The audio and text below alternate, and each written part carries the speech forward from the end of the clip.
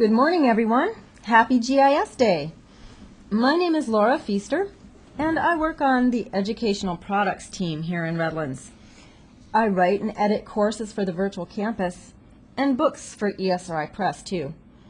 I want to welcome you all again to today's live training seminar. No matter what your interest in GIS, I think you'll find this seminar useful. It includes information for anyone who might be interested in working on a collaborative GIS project to benefit their own community. And whether you're a GIS user, an educator, or a student, especially if you're a student who's interested in geography or GIS, I think you'll enjoy the program today. Here's a quick overview of the seminar. We'll begin by explaining what a community GIS project is. And we'll tell you about the 5-step geographic inquiry process and why it's important. We'll explain how a project of this type benefits everyone involved. And next we'll tell you about one outstanding community GIS project. In the second part of the seminar, we'll help you get started by giving you some questions to help you focus. And then we'll cover some specific tips for each step of the geographic inquiry process. And if you're inspired by the ideas we present, which we hope you will be, we'll give you a short list of resources where you can learn some more. There'll be a question and answer period at the end of the presentation, so be sure to send any questions you may have as we go along. Now, I'm going to turn it over to Kim, who will get started with the first part of the presentation. Thank you, Laura. Welcome, everyone, to our GIS Day seminar. My name is Kim Zanelli English, and I also write educational materials for ESRI in Redlands, California. So you may be asking yourself, what is a community GIS project? Well, it's a GIS project that centers around an important community issue. Some examples are included here: crime prevention, urban forestry, invasive weeds, water quality, school transportation, or abandoned landfills. GIS projects center around these community issues and also involve many people. They include youth and adult partners. When I say youth, I mean people like school classes, like some of the middle schoolers who are listening to us today, or after-school programs, youth service organizations like Boy Scouts or 4-H, and subject-specific classes. Usually, youth will partner with other adults. These adults include local government. By local government, I mean GIS planners or people from the Public Works Department, maybe the Police Department or county agencies. Quite often, the Parks Department or even the State Division of Wildlife could be interested in a community GIS project. Local businesses are also involved in these types of projects. Businesses like utility companies who might also be GIS users, or a water treatment plant, or farmers, or other schools like universities and elementary schools. And our adult partners also include community groups and non-government organizations. These include crime watch groups, neighborhood beautification groups. Perhaps an environmental organization or a community mapping organization would be interested in partnering with you, or maybe even a local research center. Lastly, all these people come together around the community issue and use the geographic inquiry process to solve the problem. What I'd like to do is talk about the geographic inquiry process more in the next slide. So, the 5-step geographic inquiry process. What is it? Well, it's a process around which you can plan and organize your project. This process was actually first described in the 1994 Geography for Life book published by the National Geographic Society. It's very similar to the scientific method. What I'm going to do is review each step and use crime as our example community issue. So the first step here is ask geographic questions. The ask step is where you formulate the essential question of your project. An example question could be, where should we increase police patrols in our neighborhood? Once you have a question, you're ready to move on to the next step, which is acquire geographic resources. Gathering data is essential in this process, so you may have to acquire data from other sources or maybe even collect it yourself. In order to answer that question I posed earlier about where police patrols should be increased, you would need to acquire base map data and crime data for your own community. Once you have the data, you're ready to explore it. It's important that you spend time to display it and explore it. You may need to geocode data or symbolize it, or maybe even go and acquire new data. If you were doing the crime example I mentioned earlier, you would need to geocode your crime data so you can display the crime locations as points on your map. Exploring your data will help you prepare for the next step, which is analysis. When you determine the type of analysis you want to perform, you need to go back to that geographic question. It'll help you decide what's the best analysis, and once you complete the analysis, you'll have conclusions that hopefully will answer your geographic question. In the crime example, you would perform spatial analysis and determine the areas that need increased police patrol. Once you have your analysis results, you're ready to act on that knowledge. The conclusions that you make often determine the types of actions that you can take. So you may conduct public presentations, you could prepare maps for distribution, or maybe even write an article for the local newspaper. In the crime example, you could give a presentation to the local police department that outlines your analysis and your recommendations. You could also provide the police department with raw data files. Quite often, one piece of this last step is to actually develop another geographic question that was related to the first and start the whole cycle all over again. Many of you may be asking at this point, so why should you do a community GIS project?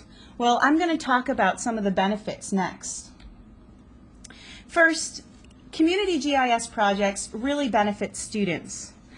All of these projects will require students to develop project plans and make decisions with adults, so they enhance problem solving and critical thinking skills. Each project is interdisciplinary by nature, so students learn geography, GIS, and math through the GIS analysis. When they communicate their results to others, they will enhance their research, reading, and writing and presentation skills.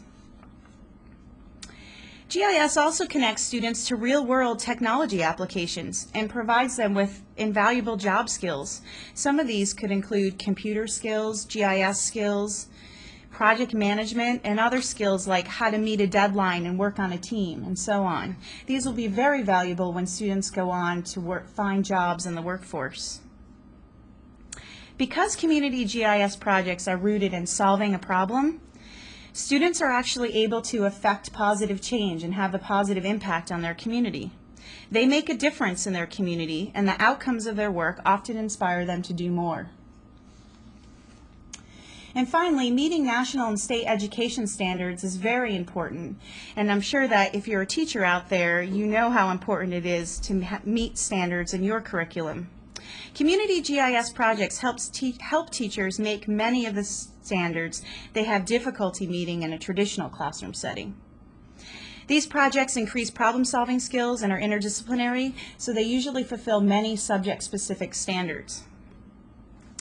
As states begin to include GIS as a required curriculum element, GIS projects will actually become increasingly important to school curriculum.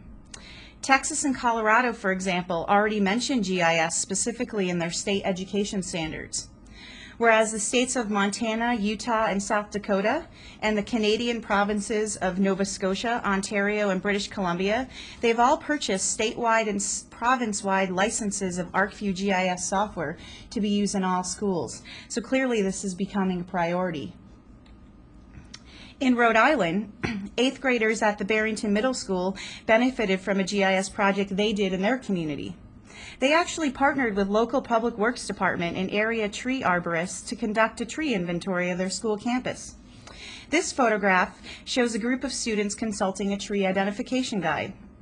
Students also learned how to collect field data, chart, and perform spatial analysis. After they completed their project, the students developed a report and made oral presentations both to the Barrington Town Council and to the Barrington School Board. This graph on species diversity is one of many documents the students prepared in their reports. In addition to benefiting the students and obviously the community at large, community GIS projects also benefit the community partners, those organizations that are involved in the project. First, the community organizations can actually utilize students to help them meet their own institutional goals. In Rhode Island, the Office of Statewide Planning recently required that each town establish a tree inventory. Well, because the Barrington Middle School students worked with the town of Barrington, the students actually helped the town get a head start on creating this required town-wide database of trees. The students collected the data and analyzed it, and the town benefited from the students' technical expertise with computers and with GIS. As a result, the town was actually able to start building this database much quicker than it normally would have. So they saved time, and they also saved money by having students collect and analyze the tree data. When community partners work with schools, it also provides them an organization to reach out to the community, and this is usually done through the developing relationships they form between students and their parents.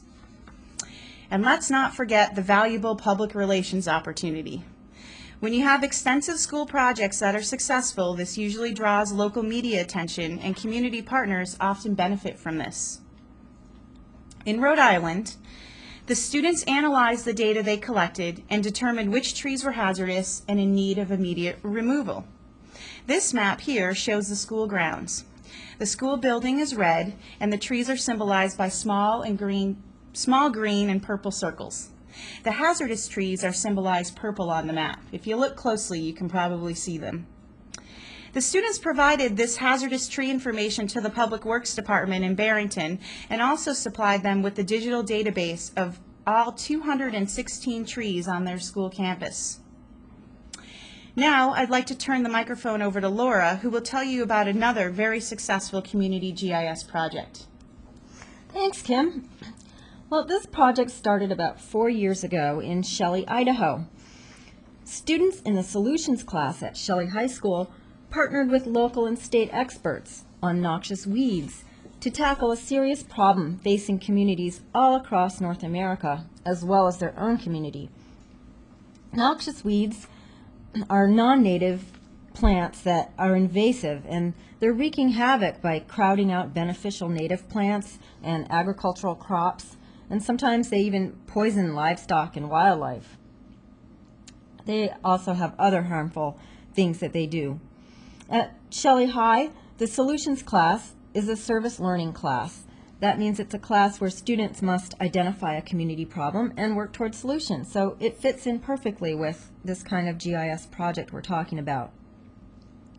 The students learned that the state of Idaho had started requiring each county to submit digital maps of the noxious weeds in their area. And in Bingham County, where Shelley is located, the weed department didn't have the GIS resources or the expertise that they needed in order to create the maps. And because the students had the GIS software and skills, they saw an opportunity to help their community. So after acquiring the needed skills and equipment, the students went out into the field with GPS units and inventoried noxious weed infestations all across the county. By now, they've mapped well over 86,000 acres of land and 250 miles of irrigation canals.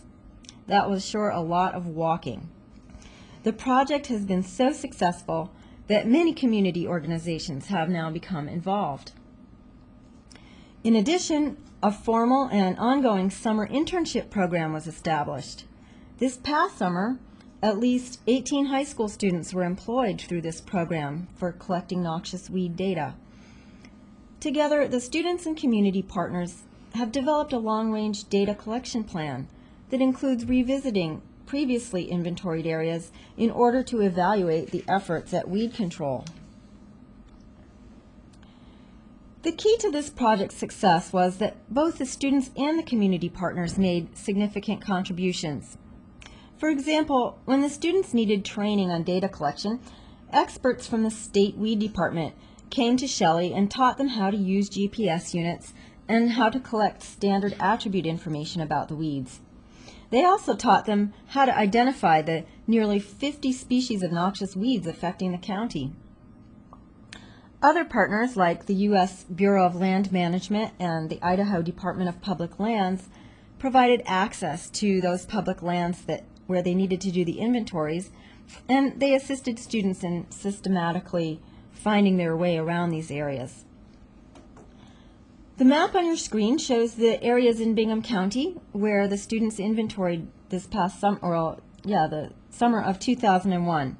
For example, they covered several large parcels of public land, which you can see there, the brown areas and the dark red areas on the map. And then in the southwest corner, you can see some roads and some small blue areas. Those represent sugar beet fields that the students inventoried for noxious weeds. Another really important partner was the Idaho Department of Education. They supplied the school with a grant of $100,000 for GPS equipment and other needs that they had for the project. Because of the partners' support, the students were able to turn their time and energy and their enthusiasm into the data and maps for the local weed officials. The maps allowed the officials to spend their time targeting and carrying out weed control efforts instead of going out into the field to collect data. The state officials also got their digital maps. And many other partners benefited from the maps too, including irrigation canal companies, local grazing associations, and private landowners too. The Shelley students also came up with a number of creative spin-off projects to aid in public education about noxious weeds. The picture on your screen shows part of a brochure the students created. It's a plant identification key, and it's written in layman's terms and illustrated with photographs.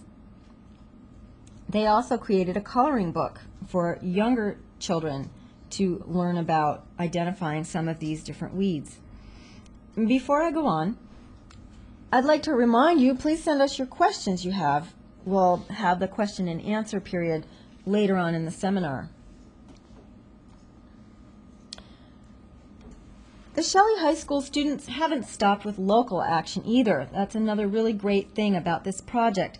4 of the students traveled to Boise earlier this year to meet with their governor, Dirk Kempthorne, and discuss their project. In the photo you see, here they are gathered around the governor in his office along with their teacher and the Bingham County weed superintendent.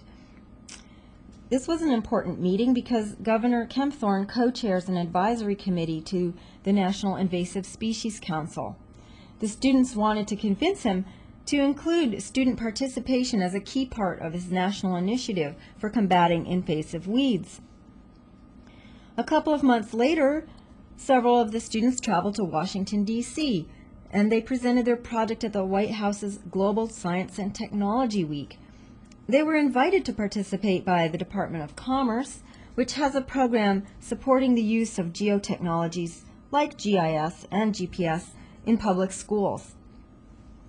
One of their presentations was a keynote address at a luncheon on Capitol Hill. Can you imagine how excited these students must have been to tell their story? Now, before we move on to the second part of the presentation, I have a review question for you. What is the 5-step geographic inquiry process in order? Remember the graphic that Kim showed you earlier in the presentation.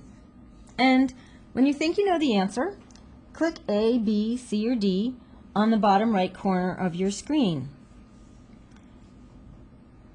Okay, I see that a number of you have sent in questions. Keep those coming too. All right, let's continue. Up to this point, you've learned about the value of GIS projects to both students and the community partners. We hope we've convinced you that undertaking a project like this would be well worth your while.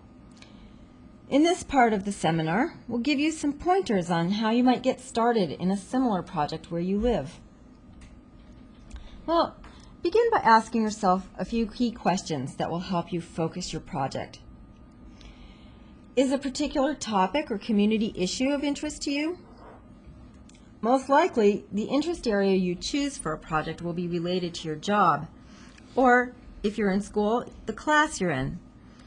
But it may also be related to a hobby or volunteer work that you do outside of work. For instance, maybe you're an employee in a city GIS department and you love to mountain bike in your free time.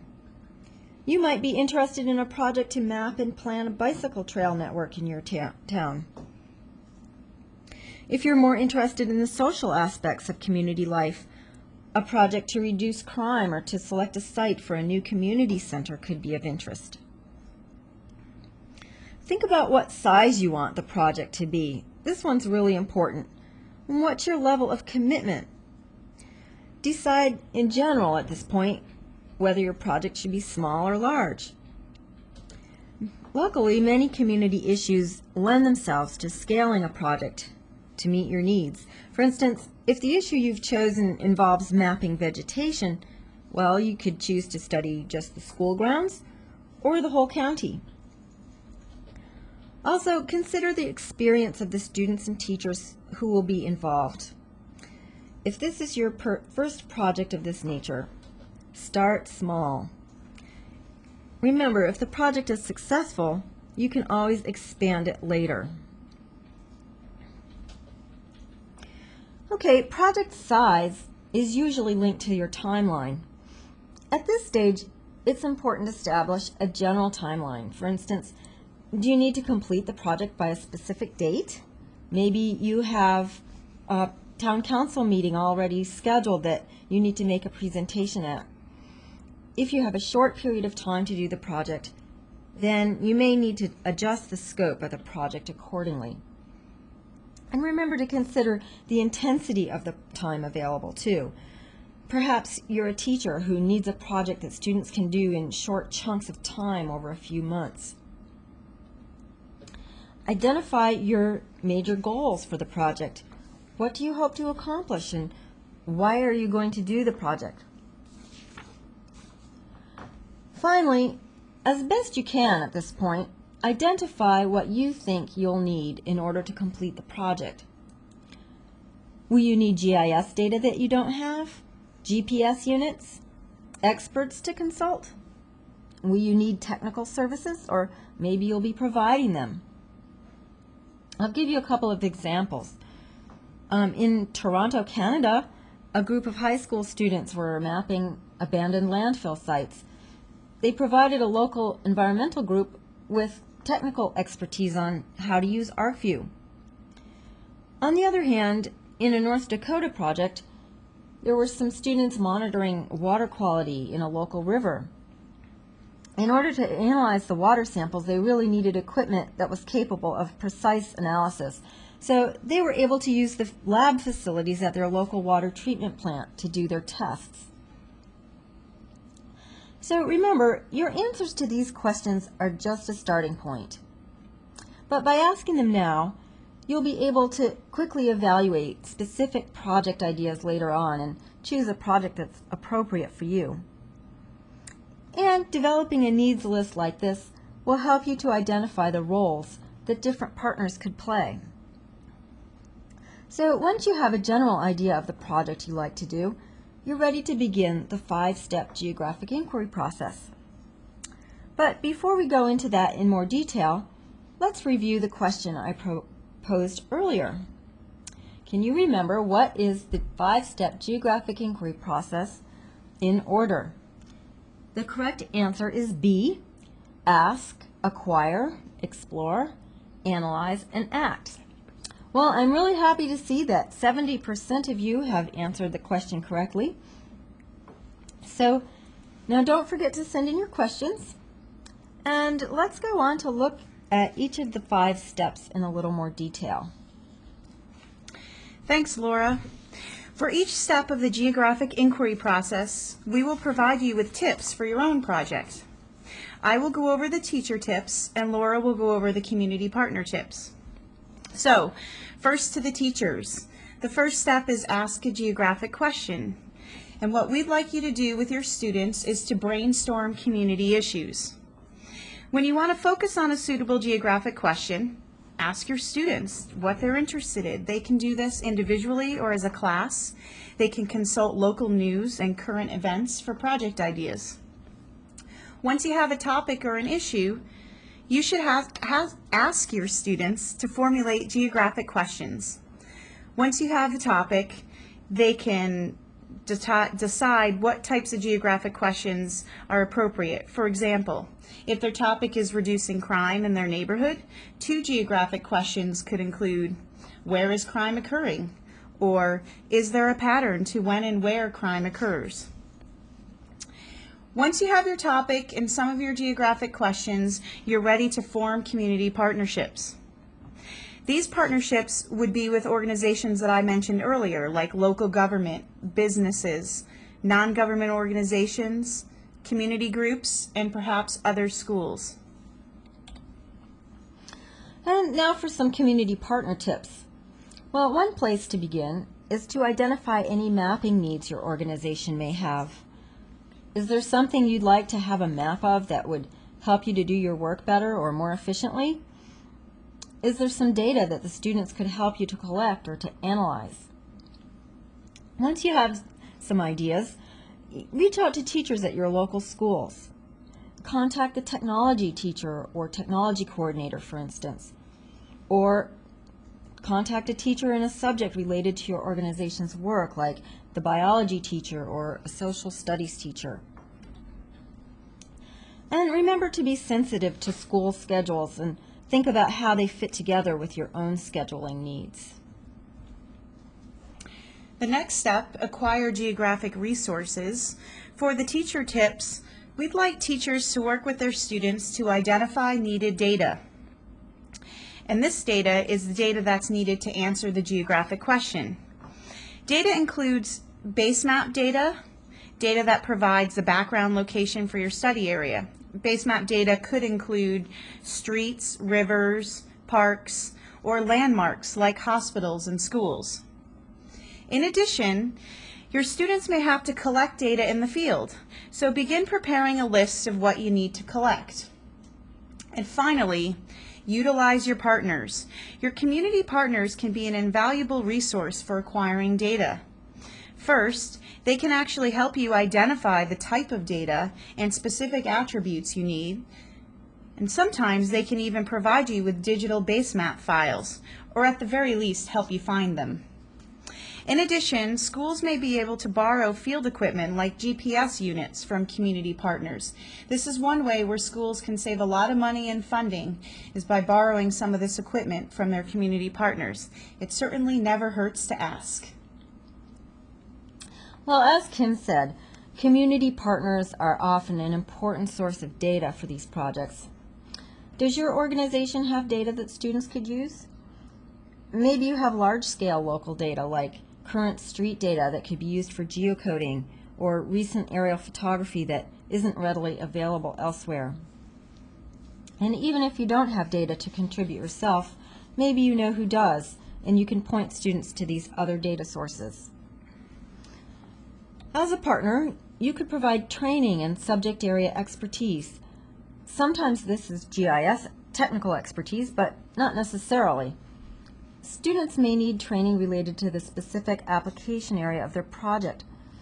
Remember the arborist who helped Rhode Island students with tree identification that Kim mentioned earlier?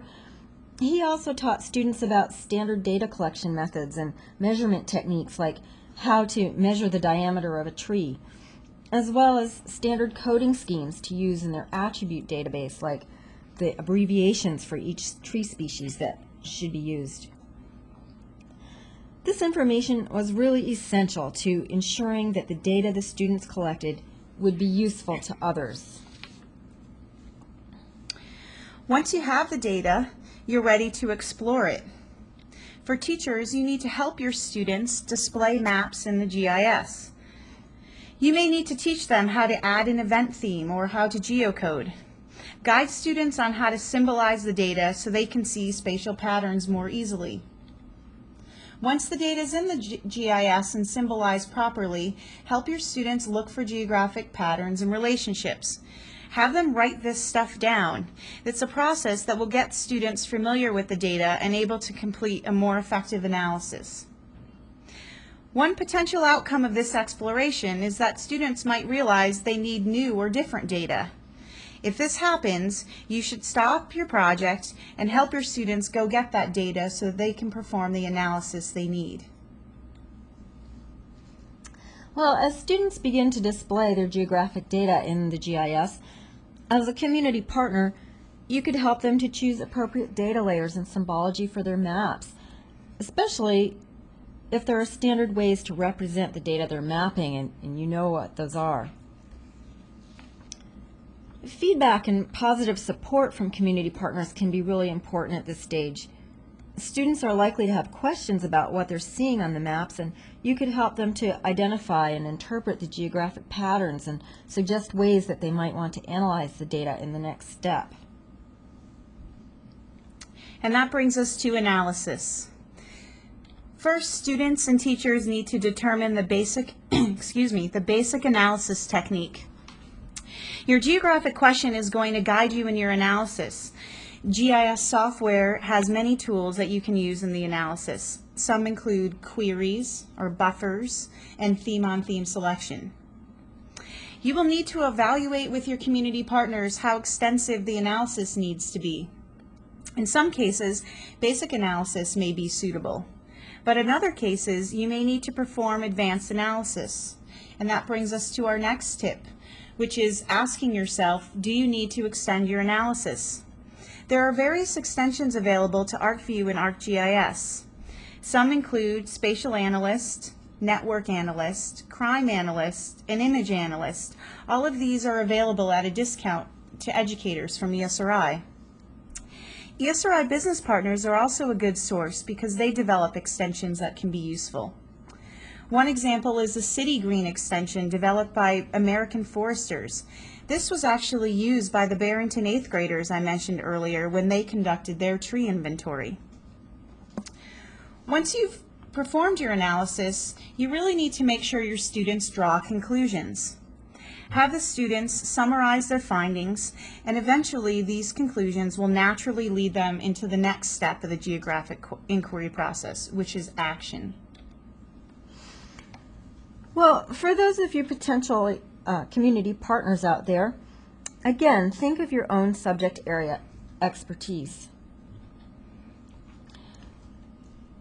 You can help students with things like identifying the criteria to use in their analysis. For example, if it's a site selection project, you could help them identify the criteria they should use to choose the correct site, or understand the criteria and why they're important. You could also help them evaluate how specific their analysis needs to be. Tell them what will the results be used for, and what implications does that have for what kind of an analysis that they'll do. And what form should the results take? If you're the partner who will be receiving the map, the data, or other project results, communicate to the students in what form you want them. Do you want printed maps, charts, tables, a report with recommendations? Do you rather have the digital data? If more than one partner is involved, you might want to coordinate with the others so that students don't have to come up with several customized or conflicting products. And don't forget that the school may not have fancy output devices, but maybe you do. If large format maps are needed and you have a large color plotter, you may be able to help the students create full-size map layouts and plot them. And that brings us to our final step, act on geographic knowledge. Don't underestimate the importance of this step to your students and to the community, and also to the community partners. So for our teacher tips, our first tip is to identify action steps. Actions can take many forms. You can turn data over to a community partner, similar to what the Barrington students did by giving a digital database to their town. You can make a presentation to City Council or to the public. You can have students educate others. For instance, students could go into a first or a second grade class and educate those students on what they learned. You can create maps for community distribution, and the list goes on. What's important is that you identify the various action steps your students will take. When you make these decisions, consider the available time you and your students have. Some actions will take longer to prepare and to do than others, so take that into consideration. Once you've decided what you want to do, practice, practice, practice. We can't emphasize that enough. If your students are preparing educational materials, then this practice comes in the form of extensive editing. Make sure there are no typos or misspellings in any of the projects that the students are working on. If the students are going to present in front of a group of adults, then they need to practice their presentation in front of other adults. So gather up some parents and some other teachers and have the students practice the presentation in front of those adults. Even the best of us can get stage fright, so it's important to support our students as much as possible. And our last teacher tip is to tell everyone. Scream it from the rooftops. Let everybody know about the wonderful work your students have done. Local newspapers will write articles about your student work, but only if they know about what they're doing. So invite them to attend presentations or to interview the students while they're doing their GIS in the computer lab. Or maybe you can have a photographer come out and take photos while your students are collecting data in the field. Other ways to tell people about your project include letters to parents, announcements on a school website. They can create posters, flyers, and so on. The list is really endless, so be creative. Well, community partners have an important role to play in the action step, too. You may be the one who makes decisions based on the student's data or who implements the student's recommendations. For instance, in Shelley, students passed along the weed maps, but it was up to the county weed department to decide where and when to eradicate the weeds. So follow through with these actions and make sure to tell the students so they'll know that their work made a difference. You can do a lot to help students take action by making the most of your existing outreach channels. Have your public relations department write up a press release, or use your contacts at City Hall to help schedule and publicize a town meeting so the students can present the results or get community input if it's needed. If your organization has a newsletter, that's a great way that you can let students write an article and let people know about their project. Well, even though acting on new geographic knowledge is the last step in the geographic inquiry process, I probably don't have to tell you that it rarely marks the conclusion of a community need. Almost always, new geographic questions are raised and related projects are thought up. Community partners can offer suggestions and expertise to identify possible next steps. Maybe an ongoing project plan could be developed to periodically collect data for the same location so that changes and trends can be detected, and then the project could be repeated each school year. Or maybe you think it would be more helpful to have the students expand the study area. Well, we hope these tips have helped you to see how community partners and schools can work together through the geographic inquiry process. Now, I'd like to give you a few more potential projects. This is just a random list to spark some ideas for you.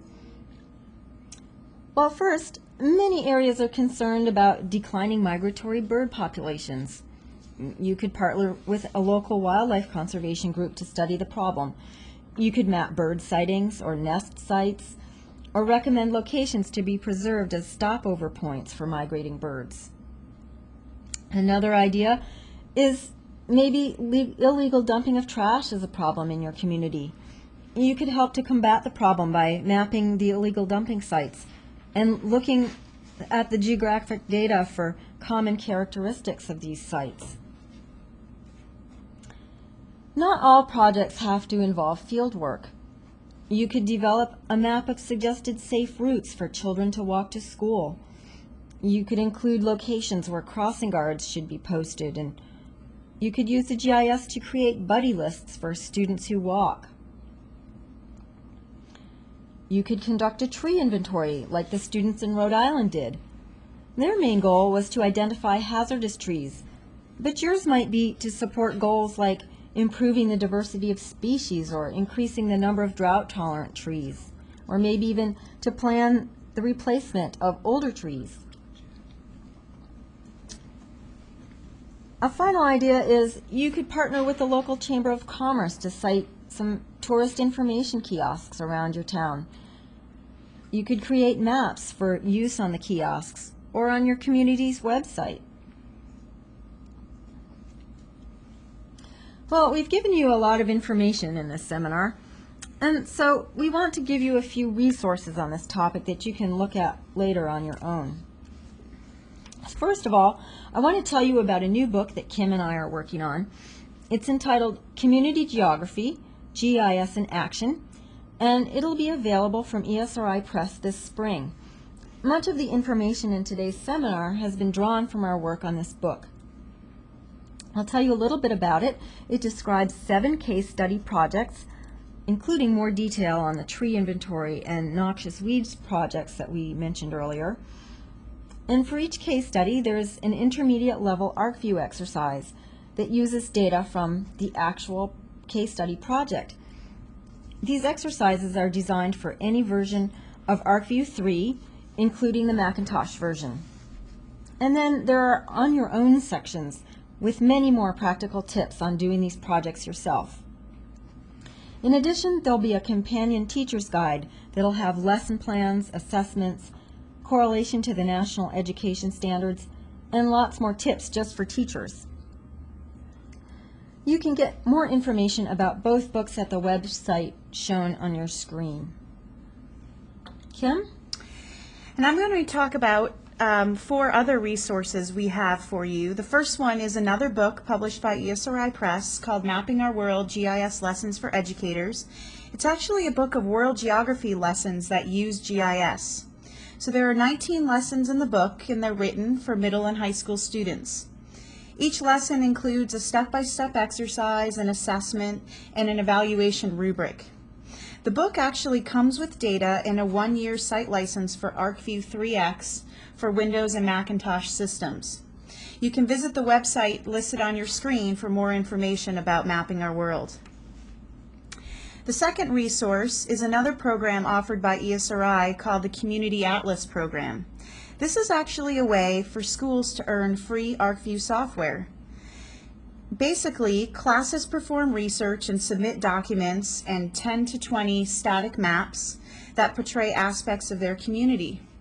On the website, successful projects are featured, and they're also featured at the ESRI User Conference in July. If you visit the Community Atlas website, you can see what other schools have done. You can get more ideas on projects and get more information on how you can get a Community Atlas project going. The My Community Our Earth project, also known as MICO, was actually developed in conjunction with this past September's World Summit on Sustainable Development. It was held in South Africa. Secondary school students and university students worldwide were actually invited to create projects that use geography to show how their communities could benefit from sustainable development. Visit their website and check out the featured projects. Some of them are very good. And our last resource is the Orton Family Foundation. Orton is actually a nonprofit organization that supports youth, educators, and community partners to solve local problems. The mapping gallery on their website contains a long list of successful projects that they've completed in Colorado and Vermont. This is another great place to get ideas. Each of these resources provides you with examples of successful community GIS projects. So go check them out. Contact the project leaders, develop a network, and take the step to make a difference in your community. What we're going to do next is answer some of those questions that keep coming in. So I'm going to start. We have a question that came in from a bunch of users related to acquiring software. Stella actually says, and Stella, I'm very proud that you're already starting a community GIS project in Oakland. She says, I'm a volunteer in Oakland, California, working with a councilman on a project to reduce the number of liquor stores in neighborhoods. I want to use ArcView to map the locations and density of liquor stores. How can a citizen get access to the software? There were other questions asking about how schools acquire your software, so I'm going to address both of those at the same time. First, if you go to ESRI's homepage, which is www.esri.com, there are a couple ways you can find information about how to get our software. If you're a school, you want to visit the Schools and Libraries webpage. There you can find information on how to get ArcView software at a discount for schools. Another place for schools that I just mentioned was the Community Atlas program. You could actually complete a Community Atlas project and receive free ArcView software in return. If you're a citizen, you can utilize ArcView software. Perhaps your councilman in Oakland has a copy of ArcView as part of the town GIS, and it might mean that you don't even have to individually purchase software. But if you do, Stella, there's information on our website on how you can acquire ArcView software. Let's see, we have another question about the age of students. Let's see, Mike asks, what is the youngest age student you recommend to work on these projects? Well, Mike, that's a really good question, and it comes up a lot. Obviously, if you have high school or college students, you can perform a much more significant analysis than you would, say, with a group of third graders. But don't underestimate those elementary school students. They are pretty computer savvy. They will be able to pick up on GIS very quickly, and they will be able to do basic mapping. So a couple projects that I've heard of that teachers have done with elementary school students include projects like mapping a trail that goes through the park. So the students learn how to use a GPS unit, and they go with their teachers or their parents, and they take GPS readings, say every 20 feet, and then they learn how to add that data into ArcView and display it and symbolize it on a map, and just create a basic map. And these maps have been photocopied and distributed and given to townspeople so that they know where these walking trails are. Other examples of mapping projects that younger students could do could include just mapping features in their neighborhood. Maybe you are interested in learning about what intersections have stop signs and what intersections don't have stop signs just around your school, and you could have students go out and map those locations. I think that it's important to recognize that younger students won't be able to do as much and will probably need a little bit of hand-holding, but if you do that and you do support them, they can actually produce pretty surprising results. Let's see, another question, Charlie in Billings. Charlie asks, how do I get the attention of my local government to fund a project? Well, Charlie, that's a great question. It actually, there are two components of it. One is how can you get the attention of your local government, and then the second part is about funding. So first, getting the attention of your local government. Well, pick up the phone and call someone in your local government and tell them what you're doing. If this is a project that's really going to benefit their community, then local government officials are usually very willing to work with citizens on projects, especially students. So get out that phone book, look in the government directory, and find out if you have a GIS planner or someone else who could be involved.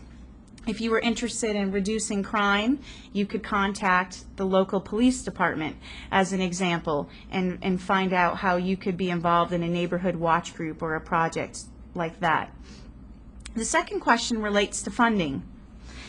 So depending on whether you're a community partner or a school, I think funding can come from different places. For schools, there are many education organizations that provide grant money for technology use. And so what I would do is just start off with an internet search and find out if there's anything out there right now. Do the internet search. Doing GIS projects greatly involves computers and GIS, obviously, technical skills, and so a lot of these organizations will fund you for technical work. There are other organizations that provide funding, and just to name a few that we actually already talked about today, the National Geographic Society actually provided funding for the Barrington students to do their tree inventory. So that's another potential source. Another potential source is your State Department of Education. Remember, Laura talked about the Noxious Weeds project being funded heavily by the Idaho State Department of Education. So your Department of Education might have a grant program on the go right now. Other organizations, smaller nonprofit organizations who have an interest or a mission to enhance community, either beautification projects or community life, may also offer smaller grants. One example is the Orion Society based in Vermont. They offer a Stories of the Land fellowship. And basically this is for teachers who want to do place-based education, and community GIS projects certainly fall in that category. So there are a wide variety of funding sources. If you're a community partner, sometimes funding can come through your regular grants, and if you say, if in part of your grant application you want to do educational outreach, a lot of times you're more likely to get funding than not. So there's a lot of money out there. You just have to look and knock on doors, and don't be afraid to apply and to make those phone calls. So I'm going to pass the microphone over to Laura, who is going to answer another couple of questions, and then we'll get moving. Okay, Kim, one of our viewers has asked, what if the teachers in my local school don't know a lot about GIS?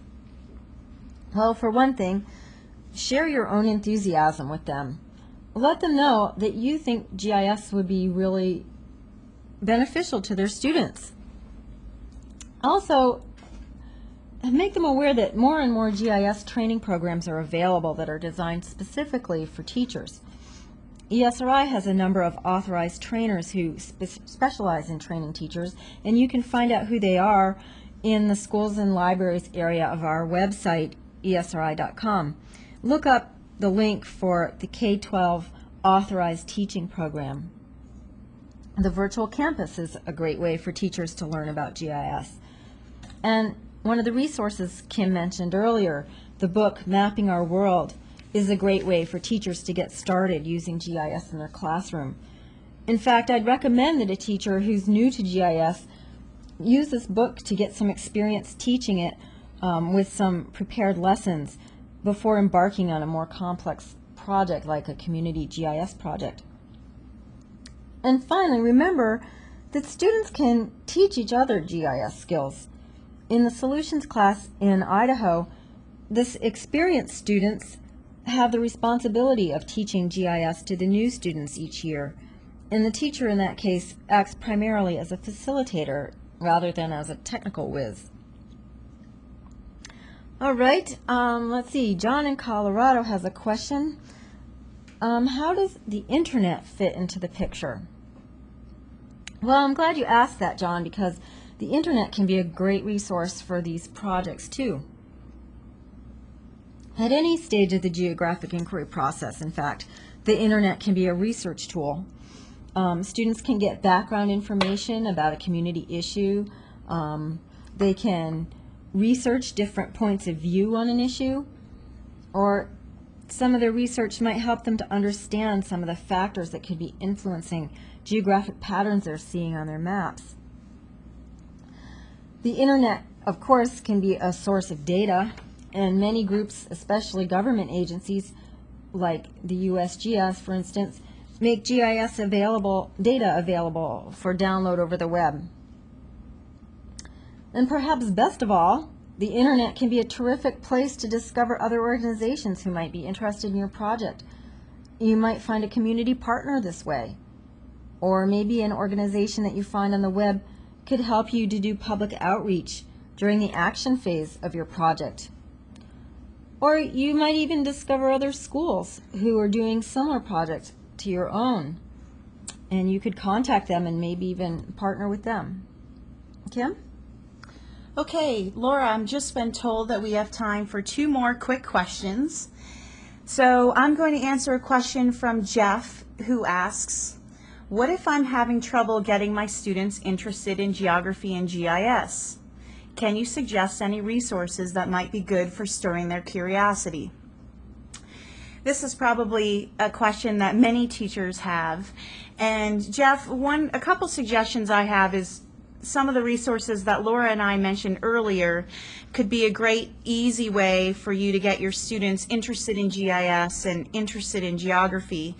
If they can actually start doing some of those lessons, say in the Mapping Our World book, then they'll see how cool it is and they'll get addicted and they'll want to do more. Another thing that I've found as a teacher is actually having students invest themselves in a project in their own community will help them get more interested. Find out what's making them tick. Is there an issue or a subject or a topic that's going on in your community that students are really concerned about? Maybe it's a school issue. Maybe there's a big debate going on in the school. Or maybe it's an issue in the town or city that your school is in. Whatever it is, work with the students and have them brainstorm some ideas and have them come up with a topic themselves. Because if students are invested in making decisions about what topics and they're working on, then they will actually be more likely to become involved and really wanting to do a good job. So I would just ask your students what kinds of things interest them. Don't even frame it around geography or GIS. That can come later. And then center a community GIS project around that. Okay, our last question comes from Alan in St. Louis. Alan asks, how can I get my local public officials and the press to pay attention to what my students are doing? Of course, if you want to get the attention of, say, your state governor, obviously you need to start at the local level. And so some of the suggestions that I had mentioned earlier about telling everyone really apply here. Make sure that your local public officials even know about what you're doing. Try to get on their calendar and present at a meeting. Perhaps a community partner that you're working with already has a relationship with the local government, and they could actually help you get the public officials to learn about your project. Invite the public officials to your school. Invite the press to your school so that they can see what your students are doing.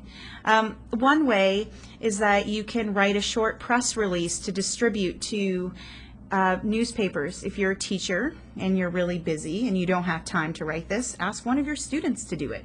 There are lots of ways for you to get the word out, and you want to get the word out. So utilize your students. After all, they want the newspaper to know about the project that they've been working so hard on. So I'm sure they'd be willing to help you out in that process. Okay. That's unfortunately all the time we have for questions this morning. Thanks to everyone for writing in those great questions. Before I conclude the seminar, we'd like to thank Barrington Middle School for information on the tree inventory and Shelley High School for information on the noxious weed mapping project. On behalf of ESRI, I'd like to thank you for attending today's GIS Day seminar.